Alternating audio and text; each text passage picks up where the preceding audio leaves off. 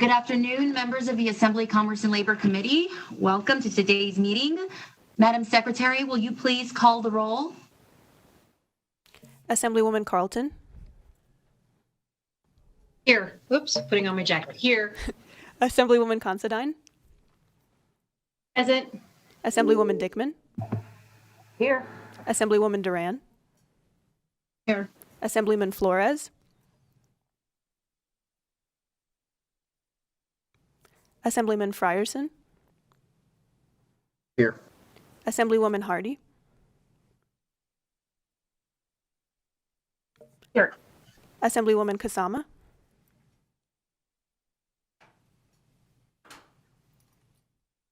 Assemblywoman Martinez. Present. Assemblywoman Marzola. Here. Assemblyman O'Neill. Here. Assemblywoman Tolles. Here. Chair Howdigi. Here. Madam Secretary, please indicate that we have a quorum, and please mark members who are not present, absent, and excused. I have received notification that they are out presenting bills in other committees, and they will be coming in as soon as they are done. Welcome, committee members, and welcome audience tuning in over the internet. As always, we will start by going over some housekeeping items. I would just like to remind everyone listening that exhibits, written testimony, and amendments must be submitted by noon the day prior to the committee meeting. Persons who wish to provide testimony or attend the meeting virtually must pre-register on the legislature's website. The public is strongly encouraged to submit written testimony in advance of the meeting by emailing the Assembly Committee on Commerce and Labor. Members, please remember to keep your cameras on at all time. This will help us ensure that we have a quorum unless you are stepping away for non-committee related business. I would also like to remind members and presenters to please keep yourself muted, unmute yourself to speak, and then promptly mute yourself when you are done.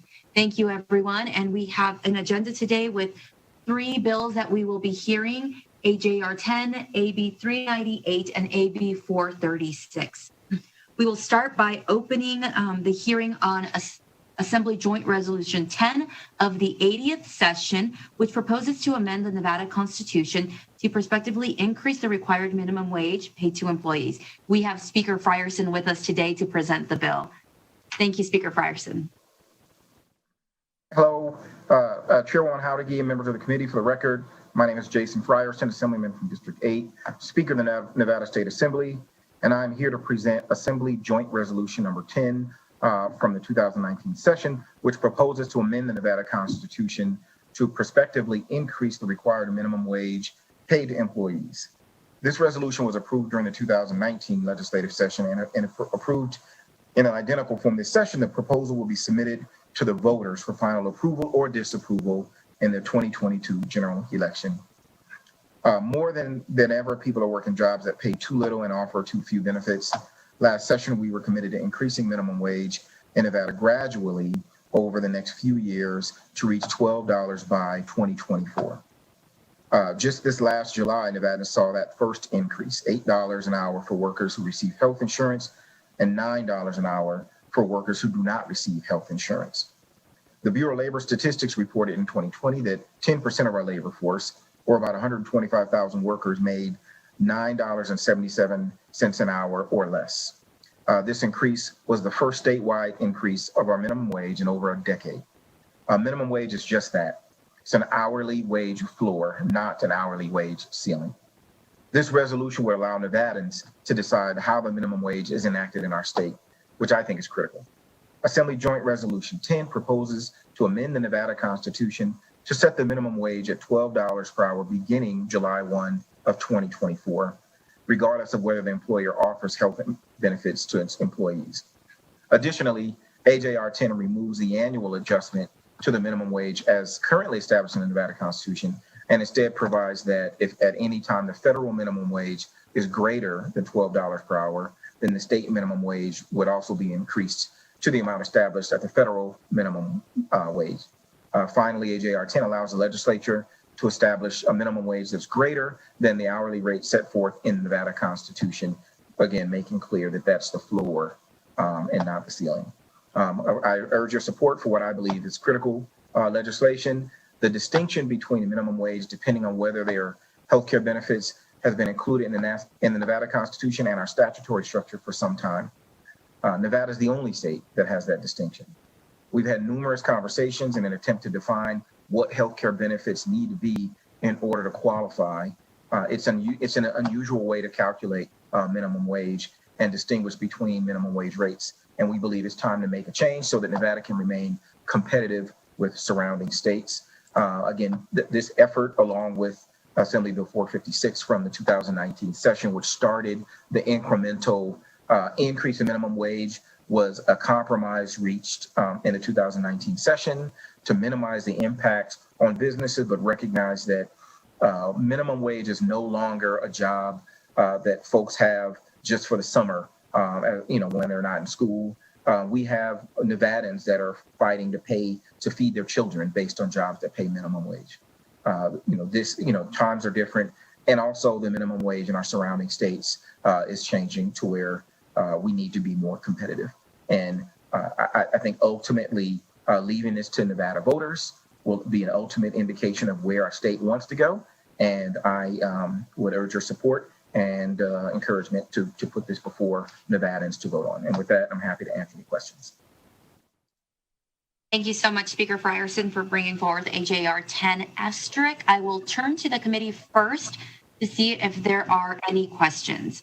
And actually, I will take privilege as the chair, and just because these questions used to come up during the 2019 session when I had the privilege of chairing legislative operations and elections. But again, this is an Assembly joint resolution. So would you walk the committee through, or those listening through, how a joint resolution works, how if we pass it today, it doesn't become law, it still has another step to go through. Absolutely. Thank you, Madam Chair. And again, for the record, Jason Frierson. As an Assembly joint resolution, in order to amend our Constitution, it would have to pass the legislature twice, and then it would then go before the people. It otherwise could go before the people twice and come before the legislature. But with joint resolutions, it would have to be passed twice in the legislature before being placed on the ballot. So you're right. If this body passes this for the second time, it would appear on the next election ballot for the voters to decide whether or not they want to change what is currently a minimum wage of $5.15 an hour if insurance is provided, or $6.15 an hour if insurance is not provided. And again, in my remarks, we talked about health insurance and the benefits being so varied that it wasn't a reliable way to determine what the minimum wage would be. Some people would have a $20 deductible, and other insurance policies may have a $1,000 deductible. And so I think very few would take issue with minimum wage of $5.15 simply not being acceptable. It certainly doesn't keep us competitive with surrounding states. But again, increasing this gradually between now or last year and 2024, I do believe is a responsible way forward. And ultimately, that was passed in 2019. AJR 10 from 2019 simply changes the minimum floor in the Constitution to match up with what the minimum wage will be in 2024 based on the Assembly Bill 456 from the last session. Thank you, Speaker Frierson. Members, any questions? I'm going to start checking chat first. I'm going to come check to see if I see any raised hands on Zoom. Okay, seeing, Assemblymember Tolles. Thank you, Madam Chair. I was a little slow on the draw there. I apologize. And thank you, Mr. Speaker. I know we've had these conversations in the past, so I won't go back through previous questions, but something did just occur to me in the explanation of putting it at the constitutional level. If by putting it in the constitutional level, let's say we want to make adjustments in the future because we realize, and I think one of the things that I've brought up before has been concerns about how, like, in-home care providers, particularly when you add that to the 8-hour overtime rules that we have in our state, that can overprice us past the Medicaid reimbursement with that, which then gets, pushed on to the families and sometimes prices the care. So if we were to put this at the constitutional level and we decided in future legislative sessions, we wanted to come back and make some, changes or adjustments because we've run into those the side consequences that impact those families in need. By putting it in the constitutional level, does that make it harder for us to be able to come back as a legislature and make those kinds of adjustments? Thank you. For the record, Jason Frierson, to Assemblywoman Holds. I'll remind folks that are listening, I think the premise of the question is that we are doing something by virtue of the Constitution. We are allowing voters to do something. So I think that to the extent that voters believe that a floor is a floor and that it's inconceivable to think about how home prices are going up, affordable housing is limited, that we would ever want to go backwards. To the extent that we as a legislative body can change those other legislative structures about 8-hour work shifts and overtime, those are statutory things that we can adjust anytime we're in the legislature.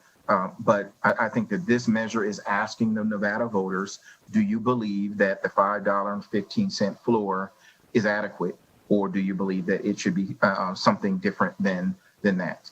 I will remind this body that the original proposal was actually $15, and this represented a compromise working with various stakeholder groups.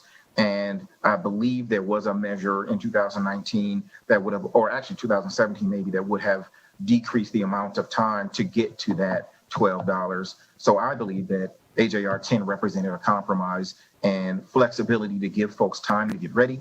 And ultimately, that is going to be a decision for Nevada voters if this is ultimately passed. Madam Chair, for the question, and thank you for that clarification, at least on some of the other factors that tie in. Appreciate it. Members, any other questions? Assemblymember Dickman. Thank you, Chair. And thank you, Mr. Speaker. This kind of goes along with Assemblywoman Toll's question.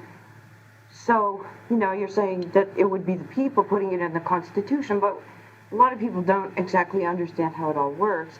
And so I guess my question would be sort of the reverse. If we wanted to raise the minimum wage, because like you say, home prices and a lot of things are going up, how would we do that? Would we have to go to the Constitution then to do that? Thank you again, Jason Frierson, for the record, to Assemblywoman Dickman. The answer is no. It doesn't work that way. This is a minimum, as I indicated at the outset. It is the wage increases that would get us to $12 by 2024 are already in statute, and that was passed in Assembly Bill 456 from last session. So we would not have to go to the Constitution to raise minimum wage. We would simply do it statutorily. Okay, thanks. Thank you, Chair. Okay, members, last call for questions before we go to testimony.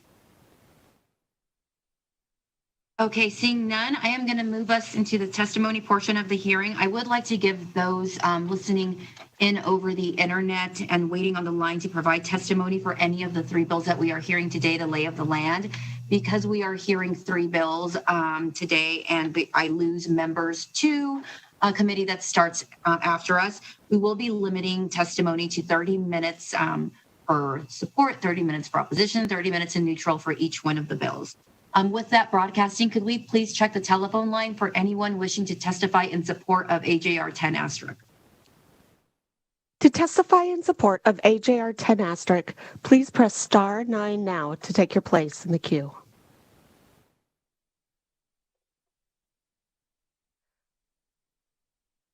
Caller with the last 3 digits of 898, please press star 6 to unmute. You will have 2 minutes. Please state and spell your name for the record, and you may begin.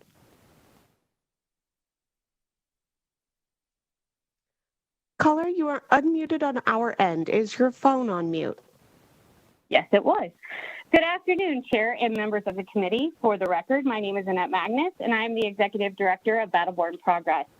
We rise in strong support of AGR 10 from 2019. Nevadans are depending on you, their legislators, to start somewhere and bringing them some economic relief, especially at a time like this. When we started this work on this bill in 2019, we had no idea how important it would become. AGR 10 is critical because businesses have been abusing the provision of connecting healthcare with the minimum wage. We have heard story after story where businesses are able to pay $1 less than the current minimum wage in the state simply because they offer unaffordable garbage healthcare plans that employees rarely take advantage of. No one should be paid $1 less because their employer is taking advantage of a loophole to save $1 an hour, especially when people are struggling. We must give voters the ability to remove this provision that has been taken advantage of, and this is our chance to do so. Nevadans should have access to good, affordable health care and get a living wage. This should never be an either or. Another critical part of this bill is tying the state minimum wage to the federal minimum wage. So if wages go up faster than what we approved in 2019, Nevadans can benefit. AGR 10 also puts the legislature in a position so that you, as our elected officials, can continue to improve people's lives by ensuring that the minimum wage is raised to continue meeting increased costs of living instead of going through an intense process to make modifications. The business community continues to resist any attempts to enact a raise to the minimum wage, claiming that it will lead to mass layoffs and a crush of small businesses. As someone who runs a small business myself, I can attest that I am able to manage a small nonprofit and ensure my staff is compensated properly and pay 100% of their health insurance. Other businesses can do it too. If you prioritize the life and health of your employees, then you find a way to pay them enough to afford food, housing, transportation, and medical care, especially during a global pandemic. Many of us have been fighting to raise the wage for years, and now is our chance to finally do something about it. Nevada is a place of second chances for many workers, a land of opportunity where hard work pays off for many, but not for our minimum wage workers. And we need to do right by them by passing AJR 10. We want to thank Speaker Frierson again for working with us on this critical issue. Please support this bill. Thank you for your testimony. Broadcasting, if we can move on to the next caller, please. Caller with the last three digits, 130. Please state and spell your name for the record, and you may begin.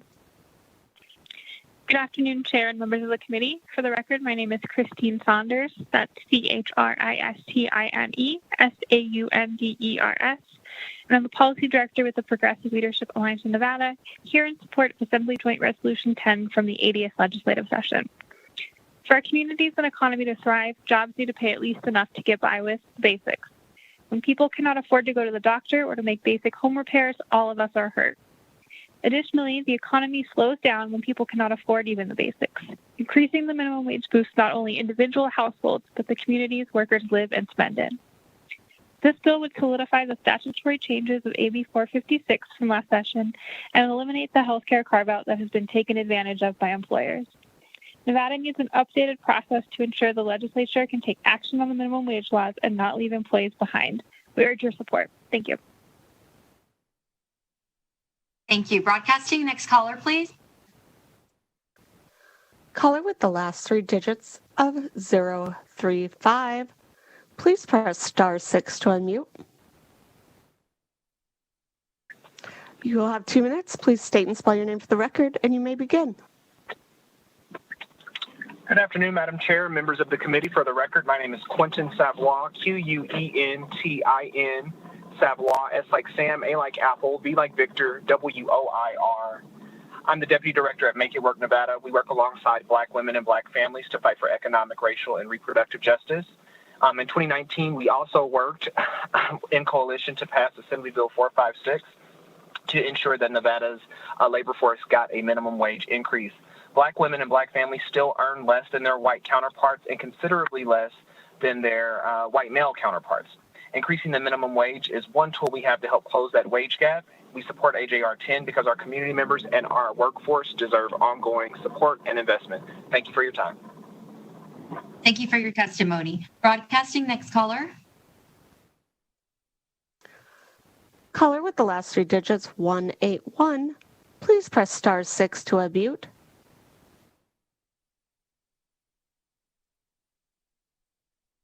You'll have 2 minutes. Please state and spell your name for the record, and you may begin. Good afternoon, Madam Chair and members of the committee. I am Lalo Montoya, LALOMONTOYA, Housing and Unemployment Organizer at Make Work, Nevada. We are a nonprofit organization fighting to improve the quality of life of immigrants and working families here in Nevada. Again, we also want to thank Speaker Frierson for presenting the bill and ensuring that our state will keep up with surrounding states and whatever is set in federal law to ensure that the communities that have been the hardest hit during the pandemic will have a voice in fighting against sub-minimum wages. And again, I concur with other callers in the call. Thank you. Thank you for your testimony. Broadcasting, next caller. Caller with the last 3 digits, 419. Please state and spell your name for the record. You may begin.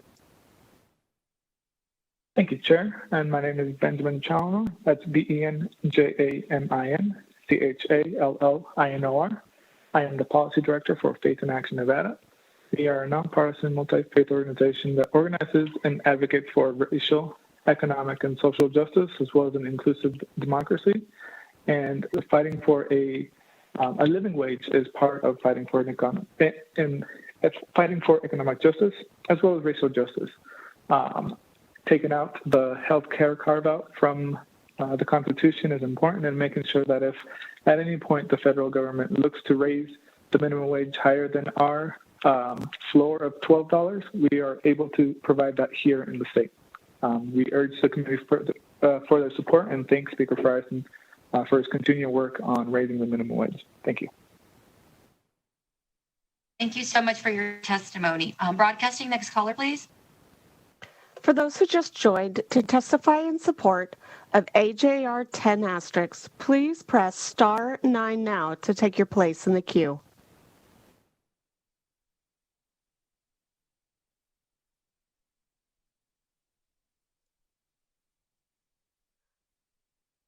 Caller with the last 3 digits of 070, please press star 6 to unmute.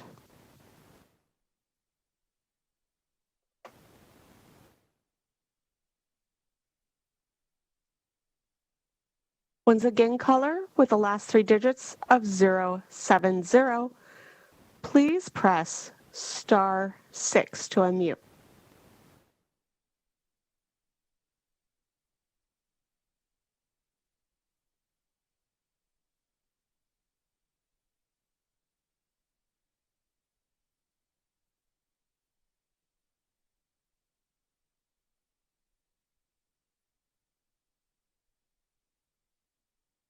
Chair, it looks like they are having difficulty unmuting. And that is our last caller. Okay. Could we try them one more time? And caller, I don't see you registered in support, or else I would announce who it was. But you can also feel free to please submit your testimony in support of AJR 10 from 2019 to our committee manager, and she will include it in the record. But if we could, broadcasting, try them one more time, and if not, we will move on to testimony in opposition. Certainly, Chair. Caller 070, please press the star key and then the 6 key to unmute.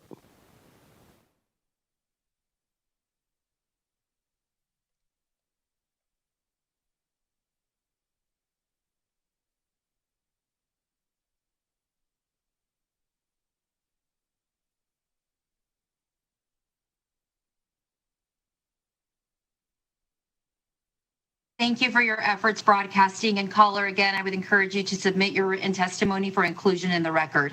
Broadcasting, if we could move on to testimony in opposition and check the telephone line for anyone wishing to testify in opposition. Certainly, Chair. To testify in opposition of AJR 10*, please press star 9 now to take your place in the queue.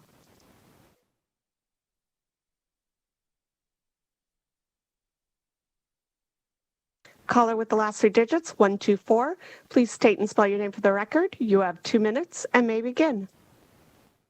Good afternoon, Chair and members of the committee. For the record, Paul Moratkin, Moradkhan with the Vegas Chamber.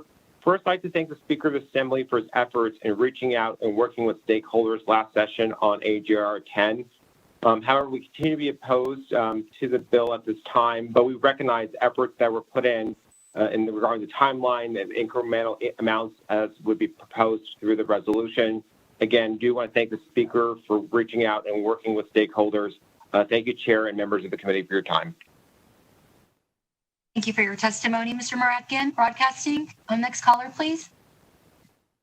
Caller with the last three digits of 373. Please state and spell your name for the record. You have 2 minutes and may begin. Good afternoon. My name is Bob Russo. That is BOBRUSSO. And I oppose AJR 10. Perhaps raising the minimum wage laws are well-meaning. However, the evidence shows that as well-meaning as they may be, they do not benefit the economy nor the people they are intended to help.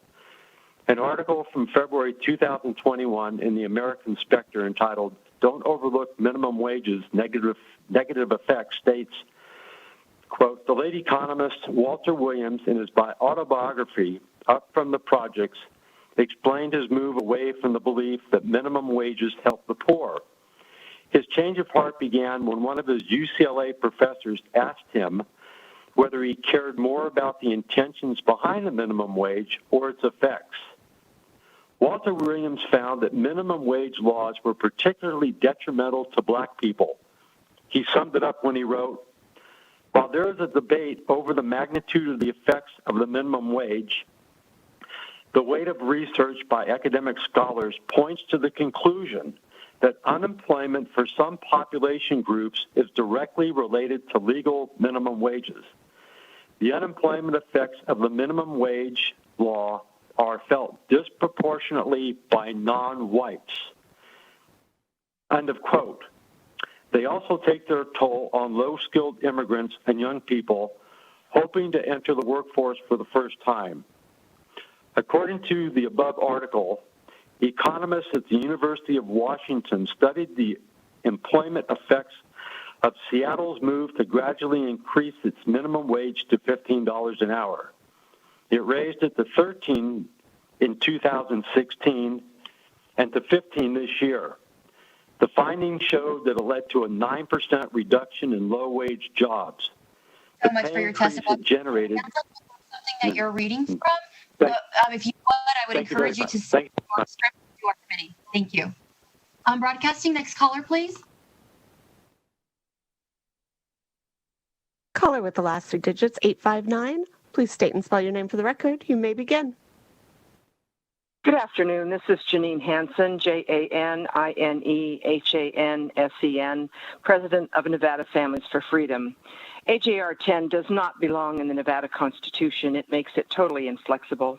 We oppose AJR 10, the constitutional amendment to raise the minimum wage to $12 an hour unless the federal government raises it higher. Recently, the U.S. House of Representatives voted for a $15 minimum wage, which did not pass the U.S. Senate. A new report from the Congressional Budget Office estimates the Democrat proposal would kill 1.4 million jobs. Meanwhile, this month, CNBC and a SurveyMonkey poll of small businesses showed that 1/3 said they would lay off workers if the minimum wage went to $15 an hour. The minimum wage is designed for entry-level jobs, which will be eliminated by depriving young people of work experience and opportunities. Higher minimum wage laws hurt the very people they are supposed to help, including minorities, low-skilled workers, and teenagers. However, increases in the minimum wage do benefit unions.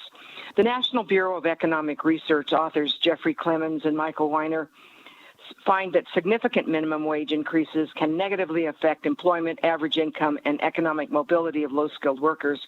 They find that significantly minimum wage increases reduced the employment, average income, and income growth of low-skilled workers over short and medium horizons. Most troubling was that these low-skilled workers saw significant declines in economic mobility. In an article by Walter Williams, Elitist Arrogance on Minimum Wage Hurts Minorities, he says supporters of a $15 minimum wage are now admitting that there will be job losses.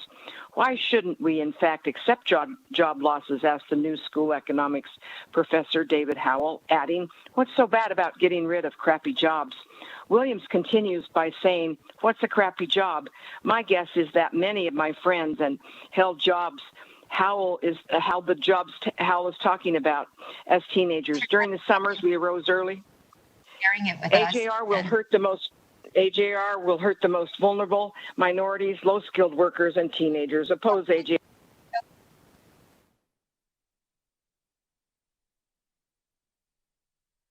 Caller with the last three digits of 105. You will have 2 minutes. Please state and spell your name for the record, and you may begin. Madam Chair and Committee, my name is Lynn Chapman. I'm the State Treasurer of the Independent American Party, LYNNCHAPMAN. Please oppose AJR 10 *. James Shirk, research fellow and labor economist, testified before a United States Senate. He said, quote, supporters of the minimum wage intended to lift low-income families out of poverty. Unfortunately, despite good intentions, the minimum wage has proved ineffective of doing so. Minimum wage positions are typically learning wage positions. They enable workers to gain the skills necessary to become more productive on the job. Rising the minimum wage makes such an entry-level position less available. This hurts these workers. Even if minimum wage workers do not lose their job, the overlapping and uncoordinated design of the U.S. welfare programs prevents those in need from benefiting from higher wages. As their income rises, they lose federal tax credits and assistance. These benefit losses offset most of the wage increases. A single mother with one child faces an effective marginal tax rate of 91% when her pay rises from $7.25 to $10.10 an hour. Studies also find higher minimum wages do not reduce poverty rates. Despite the best of intentions, the minimum wage has proved an ineffective and often counterproductive policy in the war on poverty. One of the central premises of economics is the demand curve slope downwards. When prices rise, people buy less of goods or services. When gas prices rise, we drive less, but when it goes down, we drive more. The same applies to business owners. When the price of goods or services they use in production rises, they buy less of them. This includes labor costs. When wages rise, employers hire fewer workers. Economists estimate the long-run elasticity of labor demand in the U.S. economy at around minus 0.3%. In other words, a 10% increase in labor costs causes employers to cut their workforce by 3%. Higher compensation costs without... If you have further comments, you can send them into committee for our committee for inclusion in the record. Thank you. Broadcasting, next caller, please. Caller with the last three digits of 114. Please press *6 to unmute. You have 2 minutes. Please state and spell your name for the record. You may begin. Greetings, Chair Hadeghi and members of the committee. Amber Stidham, Stidham, for the Henderson Chamber. I'll be very brief and just echo the same message my colleague at the Vegas Chamber stated, and do want to thank Speaker Frierson for ensuring business groups like ours and others have been included in these conversations since last session. Thank you. Thank you, Ms. Stidham. Broadcasting, next caller, please. To those who just joined, to testify in opposition on AJR 10 *, please press *9 now to take your place in the queue.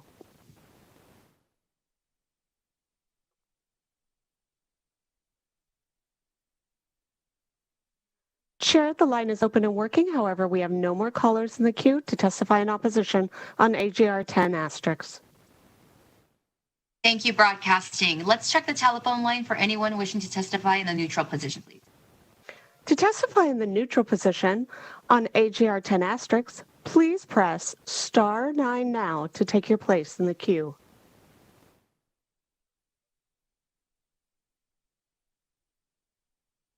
Once again, to testify in the neutral position on AJR 10 *, please press *9 now to take your place in the queue.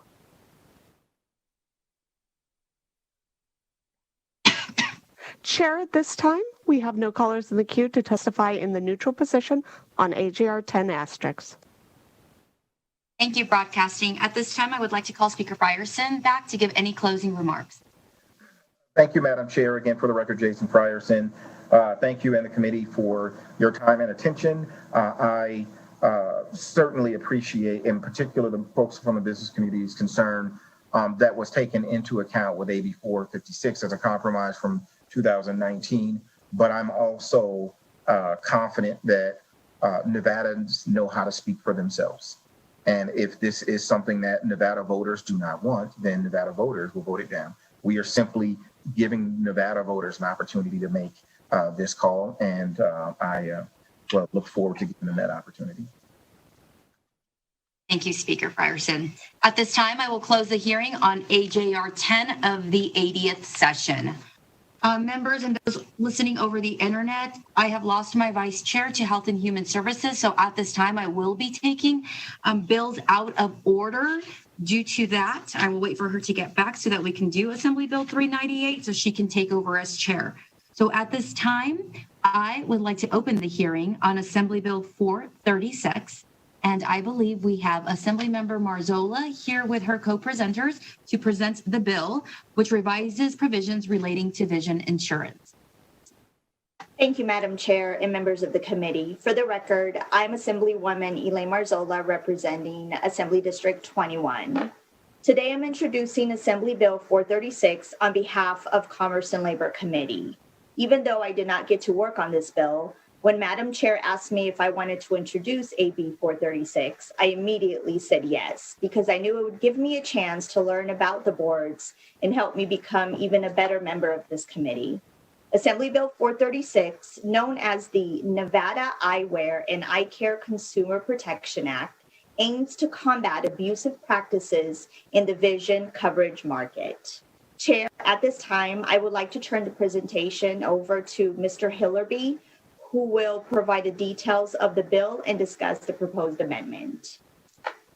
Thank you, Assemblymember Marzola. Mr. Hillerby, when you are ready. Thank you, Madam Chair. Michael Hillerby, Hillerby, representing the Nevada Optometric Association. We appreciate your time today and appreciate the opportunity to bring the bill before you. Let me give a little background on the bill and then we'll walk through the provisions. Some 200 million Americans enjoy some type of vision care plan coverage that helps with eye exams and helps to cover eyewear and other materials they may need. 2/3 of those Americans who have those plans are covered by just two major carriers of vision care insurance. Those major carriers have become more and more vertically integrated and created a really lopsided market as for both patients and our eye care providers, optometrists and ophthalmologists, to deal with. One of the largest plans is actually owned by the world's largest manufacturer of frames and lenses. That same company also owns more than 9,000 retail locations around the world. In the United States, that includes Lens Crafters, Pearl Vision, and others. They own their own laboratories. One of the other major plans owns its own brands of frames and lenses and owns laboratories as well. So it's created something of an imbalance in that market. Nevada has for a number of years regulated dental plans. Dental plans are very similar to vision plans in that they are a supplemental benefit to your health insurance and are typically prepaid discount plans, not insuring risk the same way that health insurance does. It works differently. Most of you have used either vision or dental plans and know when you go to that provider, you receive a discount or a free teeth cleaning once a year. You receive a discount or free eye exam. Periodically, you would be eligible for new frames and lenses, maybe every 2 years from your provider. These are, in the vision plan, relatively inexpensive add-ons. In our firm, which is a small law firm here in Nevada, family coverage costs a total of just about $14 a month. Individual coverage is about $5 for the vision plan. That's the total coverage. You pay less than that if your employer, as we do, provides some degree of benefit for that. So again, for that, you receive this. You receive the ability to get some access to very important preventative eye care, as well as lenses and frames when you need those. The What we have seen in particularly recent years with the growth and the size of those plans is just putting more and more pressure on both patients and doctors and how they access care and the choices that are available to them. For example, the plans will mandate that you use certain laboratories to make the glasses. They may own those laboratories or just have financial arrangements with them. What our members see, and we have some of our doctors on the line today to be able to talk about that, is long delays for patients, relatively high error rates, real patient satisfaction, and ultimately higher costs. Those plans have also done things which we prohibit in the state dental chapter. They will mandate that a provider provide discounts on services or products for the vision plan doesn't provide any benefit for. And this law would prevent that as well. Again, part of this is trying to establish some level of balance in that relationship. We are not asking in this bill to create an entire chapter of NRS, as we did in the dental plans back in, I believe, 1983, are not asking for additional mandated benefits or changes in reimbursement rates to providers. We want to find ways to make sure that there is some degree of regulation in Nevada so that the insurance commissioner has clear authority, that there is an opportunity for both patients and Nevada's doctors to reach out and have ways to deal with some of the abuses or solve disagreements that may happen as a part of that.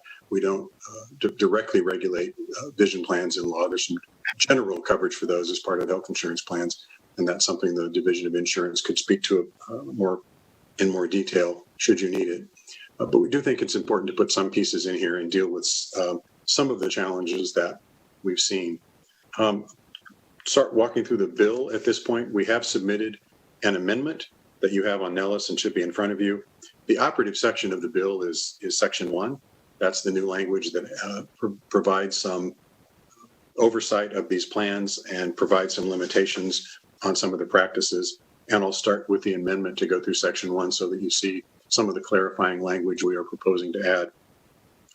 Section 1, subsection 1A, prohibits an insurer from setting, limiting, or otherwise discounting the amount the provider of vision care may charge for vision care that is not reimbursed under the contract. Again, the idea of mandating discounts on services they do not cover. What you would typically see, for example, is if you go to your local eye doctor, get an exam, need glasses, they would advertise you could get a second pair for 40% off, let's say. They don't provide any coverage for that second pair. And this law, much as we already have in the dental chapter, would prohibit an insurer from mandating setting prices or discount levels on services or materials they don't cover. Subsection B, moving on, cannot require the provider of vision care to participate in the network of vision care or contract with the insurer as a condition of participating in the medical services. There's a great deal of overlap, and again, some of our doctors can talk about this in the question and answer section after the presentation. There's a lot of overlap between the medical benefit and the vision benefit. Some of the services that you would receive at your ophthalmologist or optometrist would be medical services. Some would be vision. There's overlap in those plans. What our members see is that in order to participate in the medical portion of that plan and provide those services, often there's a requirement that they must enroll in a vision care plan that they may not wish to enroll in, may not provide the kind of benefits that they'd like to see, may not be popular with their patients. We would like to keep those two negotiations separate from the medical and vision plan. Subsection C gets rid of the requirement that the provider of vision care uses specific laboratories as the manufacturer of ophthalmic devices or materials provided to covered persons, or conditions the reimbursement, copay, or other payment on the use of specific laboratories. Again, what we see, particularly with the large plans, they either own or have contracts with labs located at different places around the United States. They will tell you today when they testify, and we don't disagree, that there may be a monetary benefit to them and maybe competitive pricing with the volume that they send. What Nevada's patients experience and your local Nevada eye doctors is real challenges with that. There are local Nevada-based labs in Reno and Las Vegas that our doctors could use and would like to use in many cases, and with which they may be able to negotiate very good rates. That's entirely covered by the vision care plan. You've taken that decision out of the hands, they have taken that decision out of the hands of patients and doctors in Nevada, and particularly when they have an ownership interest in that lab. Those are typically out of state. Delays in receiving that, issues of quality control, having to send glasses back, having patients to wait for weeks sometimes and longer. Again, some of our members can talk about that.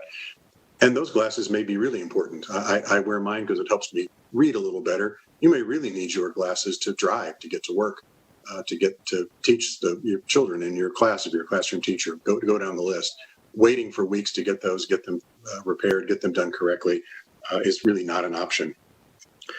Subsection D is something we've seen somewhat recently, proposals by at least one of the plans that would condition the reimbursement for the exam, for the medical care part, the eye care part of the visit, on whether or not the provider prescribed eyewear brands owned by that vision care plan.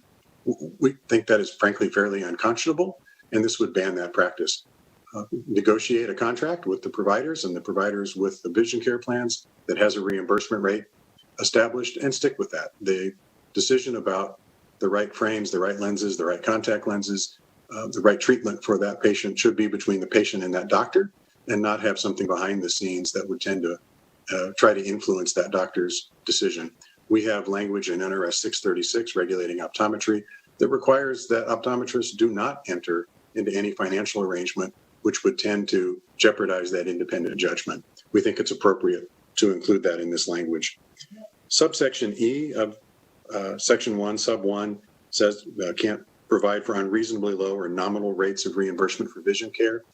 What we have seen reports from other states that have tried to enact some of these provisions, particularly the mandated discounts on non-covered services, is then some plans may advertise that they provide that discount on the second pair for a copay of $5. Excuse me, for a fee that they would reimburse of something very nominal, like $5 to the eye care provider, then forcing that discount on that additional service or product. Again, we think if you're going to cover it, it should be covered the way you do the first pair. It should be actual real coverage, not illusory. So that would do that. Subsection 2 of Section 1 simply says before entering into a contract, they need to disclose the terms of that contract, the rates of reimbursement for the various services. Subsection 3 said an insurer shall disclose in any policy of insurance and any description of benefits covered by such a policy, written or electronic, any ownership or other pecuniary interest of the insurer in a supplier of ophthalmic devices or materials or a provider of vision care. Again, as we've seen this vertical integration, where big companies are owning the vision care plan, owning major retail outlets, owning the laboratories, owning the contact lens supply stream, we think it's important that patients, that employers who provide the plans know that in the policy documents and understand as they make their decisions. Subsection 4 is very related to subsection 1A, and that's the mandatory discount on non-covered services. One of the other things we've seen in some of the other states, again, that have enacted this, is some of the plans may advertise that they provide coverage, that there are additional things available at additional copays or discounts. Again, this would make it clear you can't do that. It needs to be a part of the standard process you need to do. It needs to be part of the same copayment or deductible or copay, and as I said, that the insured would enjoy otherwise. Number 5 involves the provider directories. Again, with some of the plans, we have seen attempts to list doctors as premier or using other terminology based on how much they prescribe or sell of brands owned or with other financial interest of the insurer. This would prohibit the insurance plan from differentiating among providers in the provider directory based on these kind of criteria. We, again, don't think that's appropriate. In Chapter 636, regulating the practice of optometry, optometrists are barred from adding any titles or doing any kind of advertising or marketing that would tend to say that they are more qualified or a competitor is less qualified. We think that is fitting that also apply to the vision care plans. Subsection 6 of the bill, the definition. So provider of vision care means a physician who provides vision care or an optometrist. Ophthalmologists can be licensed either Chapter 630 allopathic physicians or Chapter 633 osteopathic physicians. Subsection B is vision care, and we have provided new language here. Is the routine ophthalmological evaluation of the eye, including refraction. And for the purposes of this section, vision care does not include the initiation of a treatment or diagnostic program for medical care.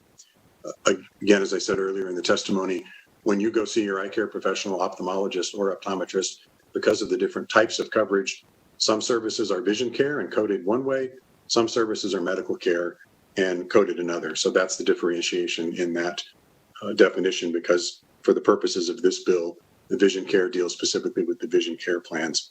And then the definition on sub B2, ophthalmic devices or materials, including without limitation lenses, frames, mountings, or other specially fabricated ophthalmic devices. So those provide the definitions for the bill.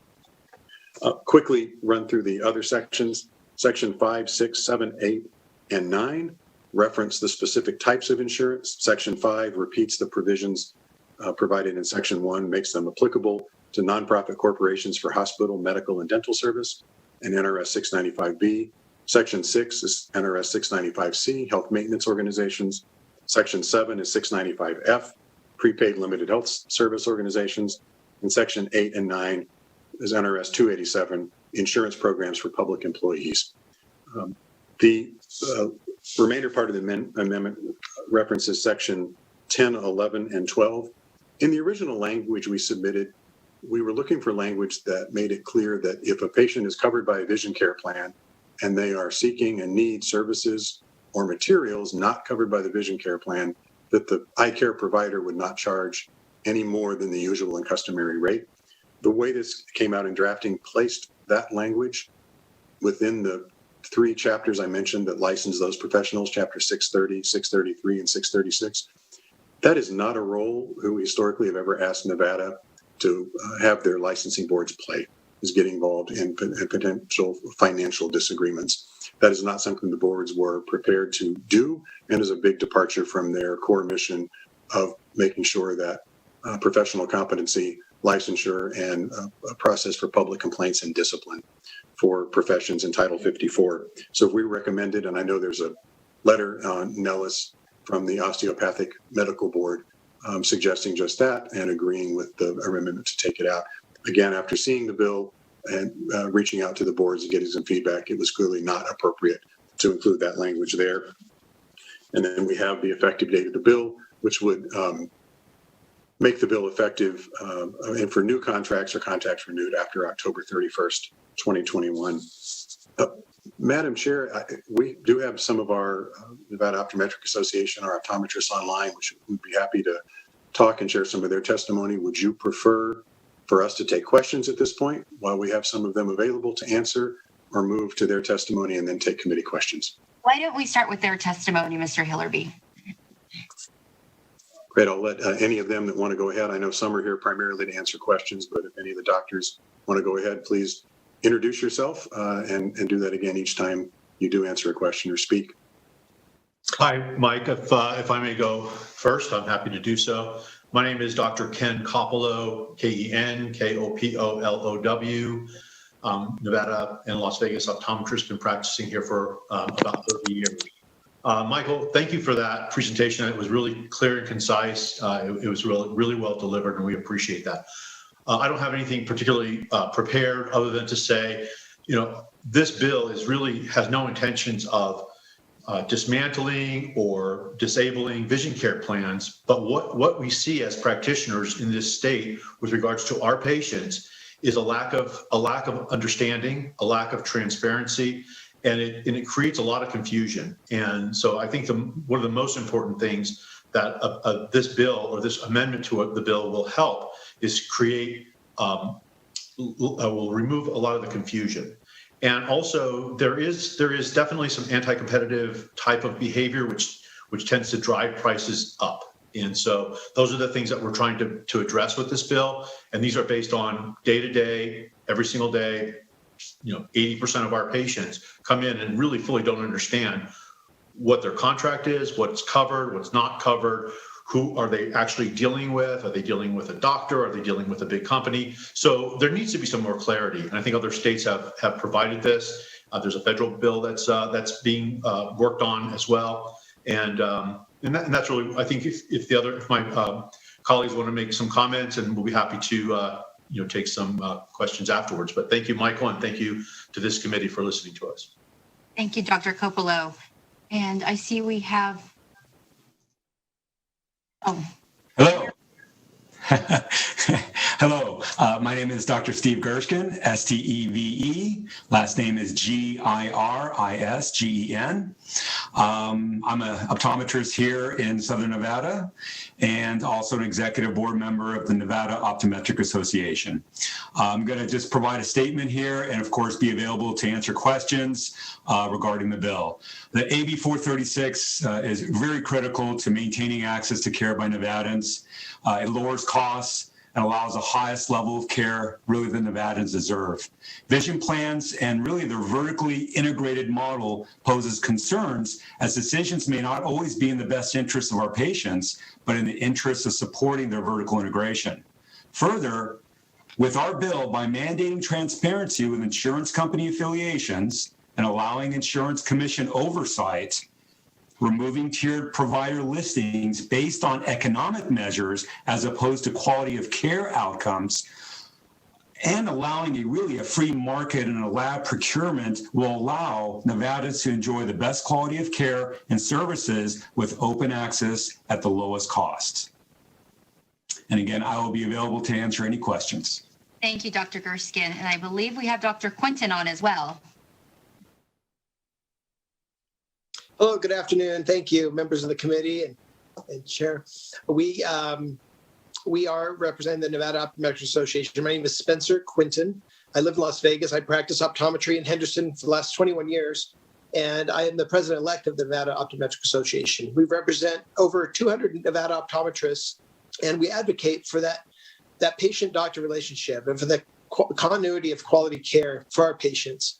I do support AB 436. I'd like to share just a few examples from my everyday practice that kind of show why these common sense revisions would be necessary and really help everyday Americans. One of the key provisions deals with provider non-discrimination. In other words, the provider couldn't be forced to be on a vision plan, often a very discounted, undesirable, sometimes frankly, vision plan in order to participate on a medical plan. This limits access, which is restricted often only to the doctors that can participate on a given discount program, rather than focusing on doctors who can provide more efficient, high quality, cost-effective care. Because of this, I have many patients who are forced to or choose to pay out of pocket rather than need to change vision plan providers every time that their plan changes, when the HR department might change to a different discount plan, which obviously disrupts continuity of care. Often, unfortunately, it's those patients who can least afford to pay out of pocket who really bear the brunt of these vision plan abuses, and are forced to use discount plans, which often are not really plans, but are really just a very minimal discount.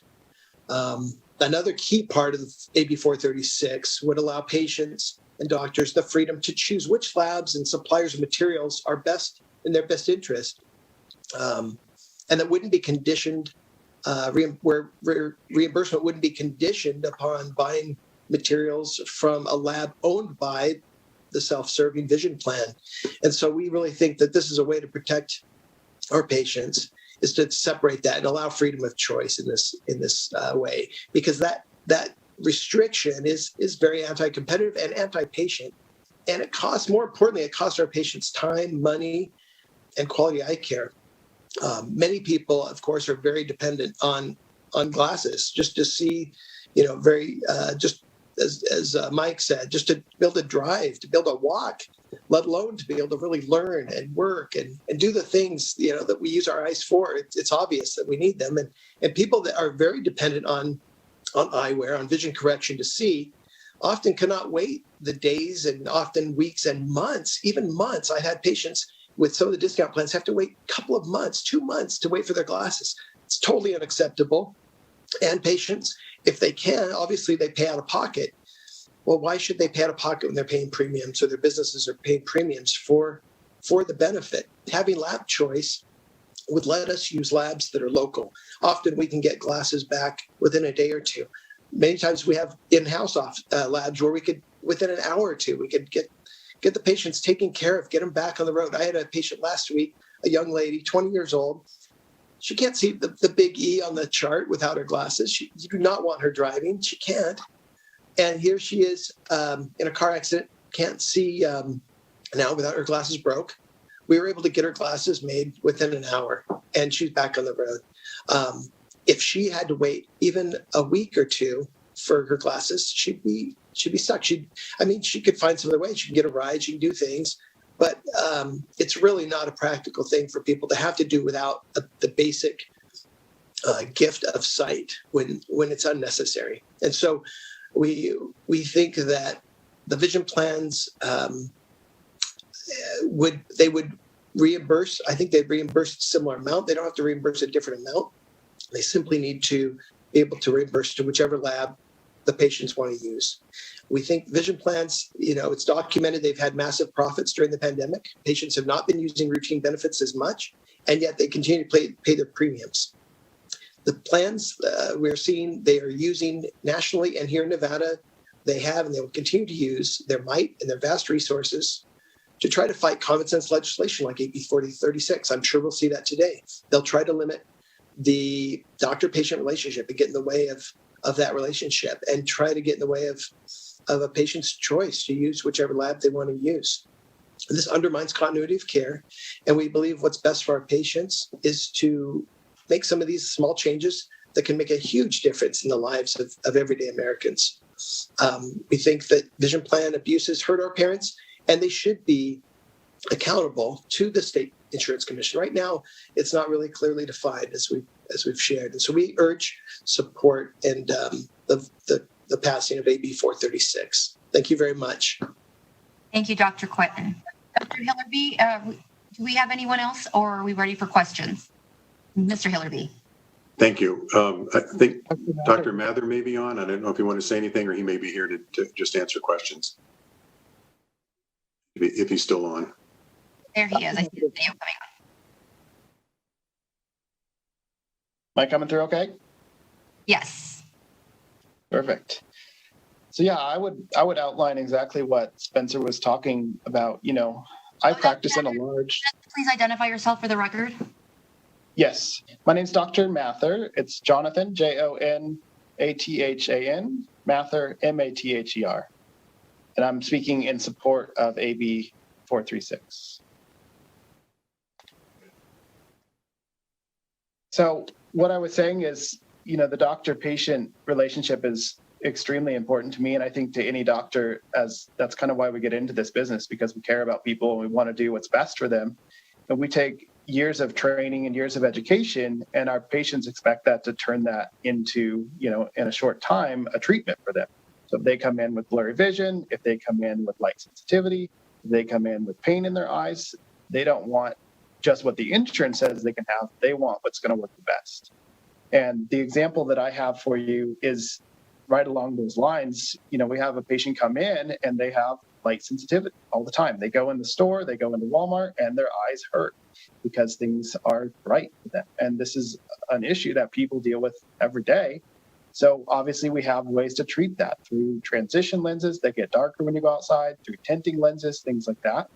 But the problem is the insurance companies have decided to insert themselves into that relationship and say they can only get this transition, the transition that we own and that we make, where they can only get a tint of a certain percentage instead of, 90% dark like sunglasses. Well, you can't wear sunglasses inside in an office and expect to be able to see. They need a partial tint.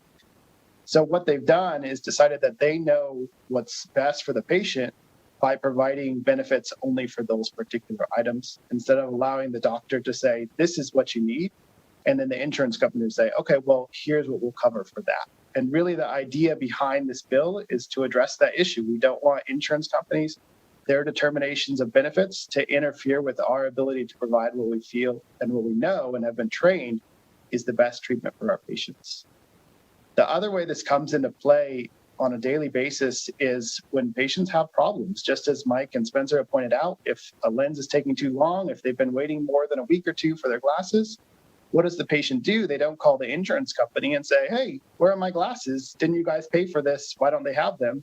They call the doctor. And now the doctor is the responsible party even though we're just representing the insurance company for their products, which they expect us to sell on their behalf, for their delays, for their manufacturers, for their laboratories, and we don't have any interest in them. You know, we take the vision plans because we want to take care of patients, because we want to care for people, not because we want to sell somebody's product or because we want to make the most money that we can off of each person that walks through the door.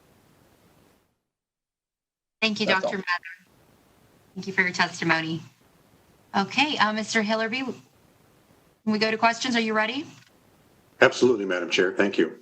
Okay, members, I am going to check chat first, so please, if you have a question, message me there.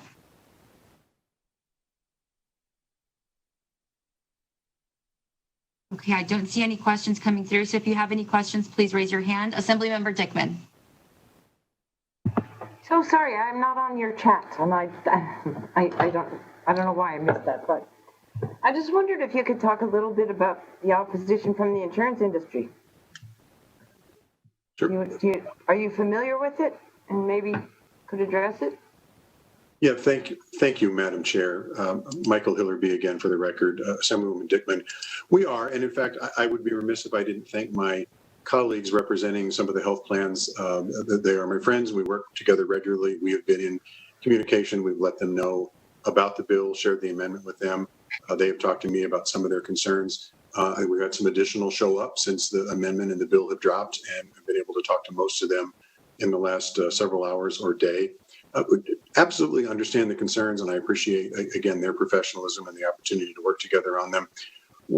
There is some genuine disagreement about how this ought to work. Again, we understand from the insurer's side, particularly on the laboratory piece, they view that as an important cost control, and they are able to get a certain level of discounting pricing from labs, again, that they may own or that they have financial arrangements with. But the impact on the Nevada consumer, on our patients, is the bigger issue. And what is the real out-of-pocket cost? While they may save pennies in the ultimate cost of the premium based on that lab arrangement, they may end up spending a lot more money if they're not able to get the materials, the glasses they need, the tint they need, depending on their eye condition, to allow them to work in an environment, as Dr. Mather said. Some of these lights can cause real challenges with people with other different health conditions and eye conditions. So we're not sure at the end of the day that ultimately saves the patient much money. We don't know that really is translating into money from the patients. They view the mandated discount on non-covered services as a way to potentially lower costs for patients. And we understand why they do that. Again, in practice, we don't know that that's really what happens. By federal law, our optometrists, ophthalmologists are required to give the prescription for glasses or contact lenses to the patient, and patients can and regularly do go other places to shop. They may go online and look for an online retailer of contact lenses or glasses. They may go to one of the large retailers, a Costco, a Walmart, a LensCrafters. There are a number of options now out there. Our members will tell you, and I'll be quiet and see if any of them want to jump in, that they know if they do have optical shops, and some do and some do not anymore because that market's very competitive, it's their job to make that value proposition a good one for the patient, that the level of service, local doctor and opticians there in the shop being able to properly fit those glasses and contact lenses, the education and the pricing all go together. If they can make that value proposition, good for them. If they can't, that's their problem. So again, we disagree that ultimately is just about saving money for patients, and at whose expense does that really come? We know that the vision care plans provide a very important benefit, and we're not opposed to them per se. We're not asking that they be banned. We're not asking for an increase in the reimbursement rates. What we're saying is we think that some reasonable controls on that contractual relationship that affect Nevada's doctors and then ultimately the patients is appropriate, and that was therefore why we brought the bill. And I'd be happy to answer more specific questions and see if any of the doctors want to jump in. We do want to be mindful of the committee's time and your admonition, Madam Chair, about a time limit. So thank you. Mike, I have an additional comment. There's something to be said about Ken Koplow, for the record, Dr. Ken Koplow. There's something to be said about the insurance company controlling both the reimbursement as well as the costs.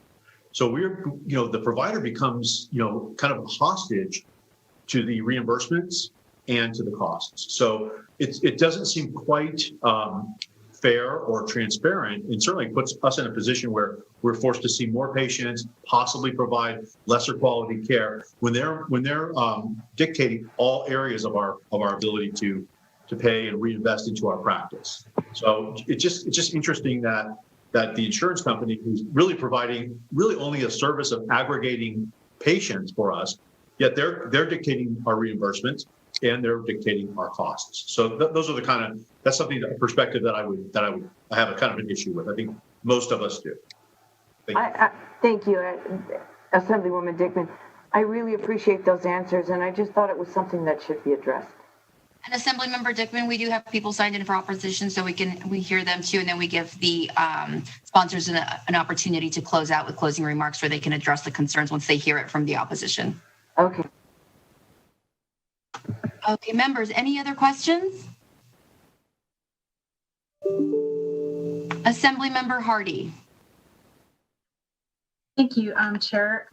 So in listening to this, I just want to make sure that I understand this correctly. So I think one of the doctors made a comment that you're not saying the reimbursement rates need to be any different, say, for using a lab.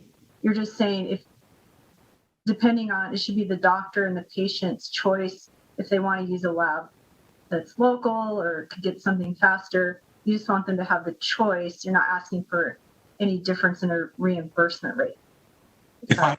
If I may answer that, my name is Steve Gershkin. If I may answer that question, that's an excellent question. We're not asking for any change in the reimbursement rate. What we're really asking for, what we call, let me start my video, I'm sorry. What we're asking for is really more of a, as really Mike Hillary put, reasonable controls, which would really allow for a free market approach with procurement of the lab. So for example, as Dr. Ken Koppelo had mentioned, the insurers are mandating the labs that we select, and also along with that, mandating the costs that we are to pay.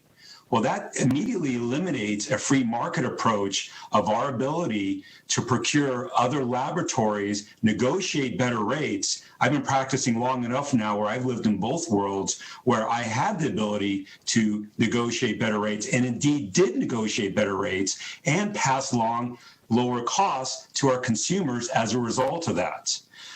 So I think it's important to understand that we're not asking for higher reimbursement rates. That's an individual negotiation by each provider in the insurance plan. What we're asking for is the freedom, and not only the freedom, but the ability to procure our own lab. And by doing so, it allows better quality for our patients, better timely returns for our patients, as the glasses can be returned quicker by keeping the work in the state of Nevada, as opposed to farming it out to Texas with certain vision plans, or to Ohio, or to other states with other vision plans, which could take up to 2 weeks or longer to have these glasses returned.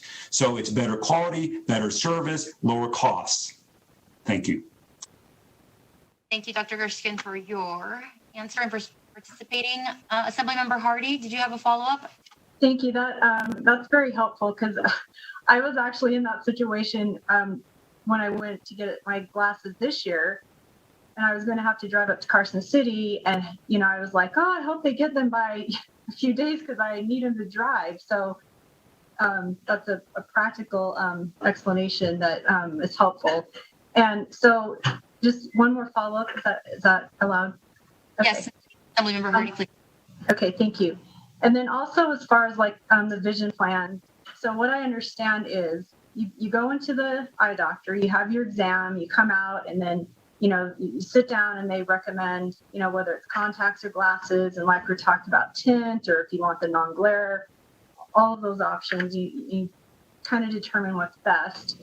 Then if you have one of these vision plans, there's an amount that will be reimbursed for that, and if it's anything over that, then the patient has to pay the extra for that. Is that correct?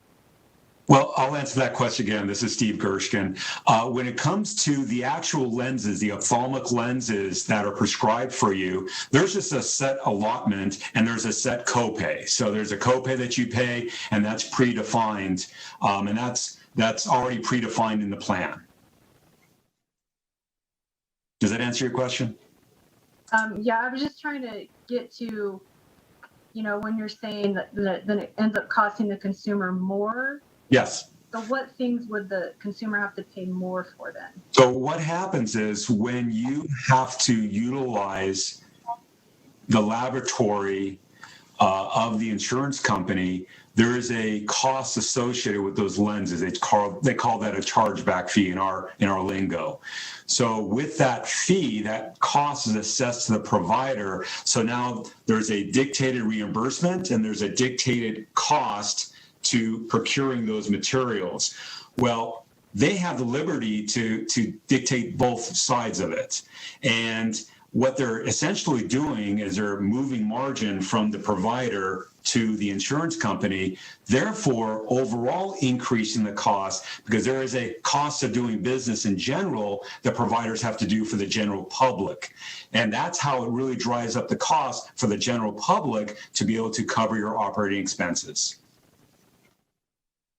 Okay, thank you. And thank you, Chair.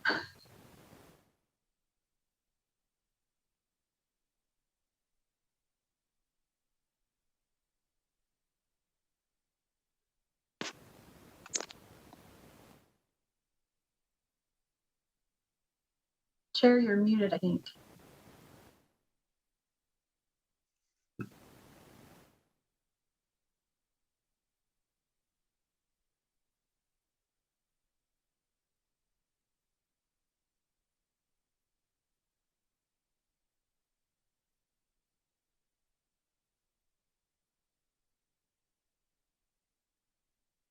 Chair, would you like a hand? This is Michael from Broadcast. All right, if your audio isn't working, if you click on the little caret next to the microphone, if you look about halfway down, click the test speaker and microphone, and sometimes that will reset your settings and it might work again. Okay, can you hear me now? There we go. Okay, perfect. Thank you. I apologize for that. I think, and first, I was saying for our secretary, that was Dr. Gershkin for the record. Thank you so much for walking me through that broadcasting. I'm not sure what just happened with my technology. But committee members, I believe Assemblymember O'Neill had a question next. No, Chair, I was trying to say you need an audiologist now. I couldn't hear you. Thank you, though. Members, any other questions? Okay, seeing none, we will move into the testimony portion of the hearing. Broadcasting, if we could check the telephone lines for anyone wishing to testify in support. Yes, Chair. To testify in support on AB 436, please press star 9 now to take your place in the queue.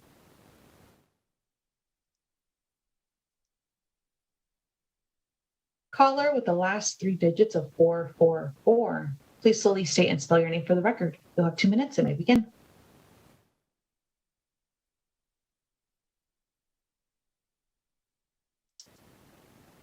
Caller with the last 3 digits, 3 digits of 444.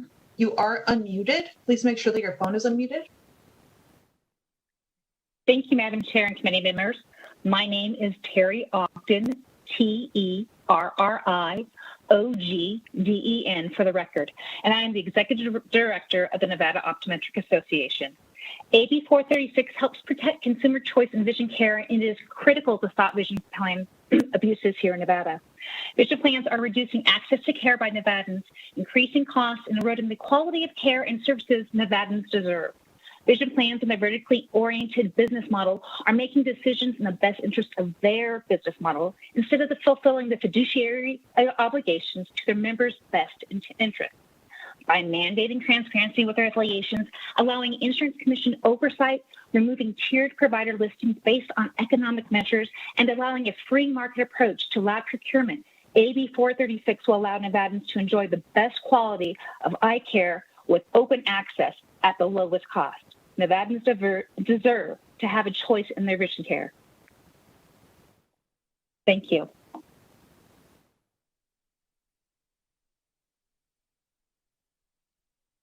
Thank you very much. If we could have the next caller, please. Chair, there are no more callers in support at this time. Thank you very much. If we could go to any callers in opposition, please. As Chair, to testify in opposition on AB 436, please press star 9 now to take your place in the queue.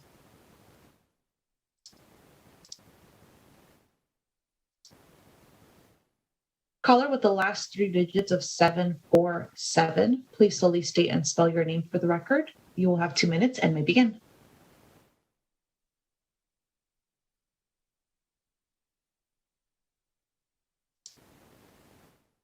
Caller with the last 3 digits of 747, please press star 6 to unmute.